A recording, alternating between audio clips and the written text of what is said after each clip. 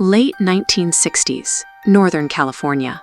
The heavy coastal fog and dense forests mean you are never far from dark, isolated stretches of road. Between December 1968 and October 1969, a predator hunted young couples parked along these secluded backroads. Over 10 months, he attacked at least 7 people, killing 5.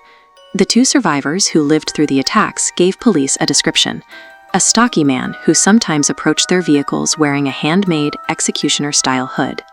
A string of unsolved murders is deeply tragic, but regional violence usually fades into history. What distinguished this killer was his absolute refusal to stay quiet. He demanded an audience. Immediately following his attacks, he began mailing handwritten letters to major Bay Area newspapers, including the San Francisco Chronicle. He laid out a clear ultimatum. He insisted his messages be printed on the front page, threatening to go on random killing sprees if the papers refused to publish them. Tucked inside those letters were custom cryptographic codes. He gave himself a name, Zodiac, and claimed that if anyone could solve these complex ciphers, they would uncover his true legal identity. Over the next 55 years, investigators cleared 2,500 suspects, but the puzzles he left behind kept his identity hidden. This graphic shows the first puzzle he sent, a 408-character cipher mailed in 3 separate pieces in the summer of 1969. Police and federal agencies immediately went to work on it, but they were beaten to the punch by amateurs. A local high school teacher and his wife managed to crack the code in just a week, working from their kitchen table. The translated text offered a rambling, disturbing explanation of why he enjoyed killing, but the promised identity was missing. This first success proved the killer's codes were functional, meaning police couldn't afford to ignore any future messages he sent. When his later ciphers proved too complex to read, investigators relied on standard detective work. They canvassed the surrounding communities, looking for anyone who fit the behavioral profile. The most prominent result of that search was Arthur Lee Allen. As a former elementary school teacher and a convicted offender, Allen remains the only person investigating agencies ever publicly named as a suspect. Despite matching the profile, police hit the limits of 20th century forensics. They executed multiple search warrants on his home and vehicles over 2 decades, but could never find conclusive physical evidence tying him to the murders. The trail grew even colder shortly after Allen died in 1992. Authorities conducted post-mortem testing on genetic material recovered from the stamp of a Zodiac letter, and Allen was excluded as a match. While some independent researchers debate the reliability of that specific DNA sample, the official lead ended there. The most heavily scrutinized suspect in the history of the investigation died a free man. Conventional police work had exhausted its leads. The case largely stalled until December 2020, when attention shifted back to a 340-character cipher that had sat unsolved in police evidence for over 50 years. Cracking it required a massive leap in computing power.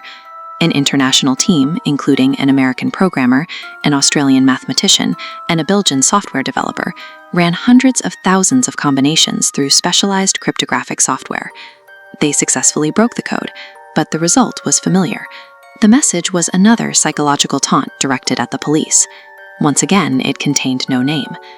Even with modern supercomputers and a global network of experts, investigators were still boxed out by a puzzle designed on a piece of paper a half-century earlier. Today, we are left with a very narrow target. Out of all the mail the Zodiac sent, only 2 strings of cipher text remain unsolved, known as Z13 and Z32. This diagram compares the 2 remaining codes against the ones already cracked. They are brief, just 13 characters and 32 characters long, standing next to blocks of hundreds. In cryptography, brevity is a defensive shield. Without a large sample size, there isn't enough repeating data to verify a mathematical pattern.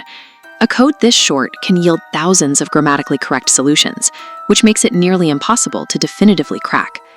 Despite those mathematical odds, these final 45 characters are the foundation of 2 entirely new, deeply contrasting theories that have emerged in the last 12 months. One new theory points the finger directly back at a familiar historic suspect. The other uses a radical code-breaking discovery to link the Zodiac to the Black Dahlia murder. Every few years, a new wave of international headlines breaks across the internet, boldly declaring that the Zodiac case has finally been solved. Independent researchers and amateur sleuths frequently emerge with a fresh name, capturing the public's imagination and dominating the news cycle. In December 2021, an independent cold case group known as the Case Breakers made one of these high-profile announcements. They named Gary Francis Post, a California house painter who had passed away in 2018, as the man behind the infamous hooded costume. Then, in April 2026, an investigator named Alex Baber introduced a theory that startled even longtime researchers. He claimed to have found a direct connection between the Zodiac and this woman, Elizabeth Short, the victim of the notorious 1947 Black Dahlia murder in Los Angeles. Despite the massive media attention these claims attract, the official stance from law enforcement remains unchanged. The FBI firmly maintains that the Zodiac case is wide open and they have no confirmed, officially recognized suspects. An internet sleuth only needs a compelling narrative and a few circumstantial connections to go viral. The American justice system requires definitive, physical proof to secure an indictment, a rigid standard that none of these modern theories have managed to meet. The 2021 Case Breakers theory relied heavily on two methods to identify Gary Francis Post. The group mapped his geographic history against the locations of the attacks, and they claimed his facial features were a direct match to historical police composite sketches. They used this geographic profiling to argue Post was responsible for the unsolved 1966 killing of college student Sherry Jo Bates in Riverside, a murder some researchers suspect was an early Zodiac crime. The pushback was immediate. Riverside County investigators and the FBI publicly dismissed the group's conclusions, and Post's surviving family firmly denied that he had any connection to the murders. Law enforcement views facial comparisons to 1960s composite sketches with extreme caution. Sketches are inherently flawed interpretations, drawn from the memories of traumatized witnesses, making any visual match decades later purely circumstantial. Living in the right state and looking somewhat like a drawing might make an intriguing documentary, but geographic convenience and physical resemblance fall far short of the legal threshold required to name a man a serial killer. The 2026 theory took a different approach to the evidence. Investigator Alex Baber presented his attempt to decode the Zodiac's legendary Z13 cipher, a 13-character puzzle that has frustrated codebreakers for over half a century. Baber claimed he didn't solve it by hand, but by using proprietary artificial intelligence software combined with self-taught cryptography to finally reveal a hidden alias. According to Baber, the decrypted alias traced back to a man named Marvin Margolis. In 1940s Los Angeles, Margolis had briefly dated Elizabeth Short and was actually on the LAPD's own suspect list during their investigation into her brutal murder. Baber reported showing a handwriting sample to Margolis's surviving son, who allegedly reacted with shock.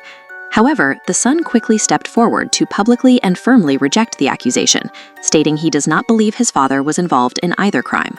The core scientific flaw in Baber's theory lies in his methodology. Because the AI software he used is proprietary, independent cryptography experts cannot look at the code to verify how it arrived at its conclusion, making the decryption impossible to peer review. AI is a powerful tool, but without transparent, reproducible methods, a machine's output cannot be trusted as evidence. Bridging two of America's most famous unsolved murders requires verifiable science, leaving this claim scientifically hollow. While online sleuthing communities debate unverified theories, actual law enforcement hasn't abandoned the official case files. Today, the focus isn't on drawing conclusions from old sketches, but on extracting hard data in modern forensic labs. Investigators are applying renewed, advanced DNA analysis directly to the original physical evidence and 1969 letters. They hope these modern techniques detect microscopic genetic traces that the forensic science of the 1970s and 90s simply lacked the sensitivity to find. The FBI requires conclusive genetic or physical proof to formally close a case. Until a suspect's DNA matches the material extracted from those 1969 crime scenes, every alternative theory remains officially irrelevant in the eyes of the law. Beneath the forensic science and the viral headlines lies a heavy, enduring human cost. Chris Chambers, sister of victim Darlene Ferrin, has waited 57 years.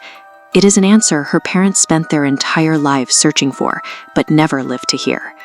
For the families of the victims, every unverified name that dominates the news cycle forces them to weather another exhausting cycle of sudden hope, followed by inevitable disappointment.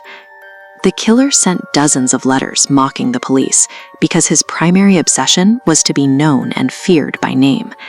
The ultimate irony of his legacy is that he failed. Despite independent sleuths, complex AI decryption, and decades of relentless forensic testing, the Zodiac remains exactly what he was in 1969, a phantom. To see which mystery I investigate next, subscribe. New deep dives every week.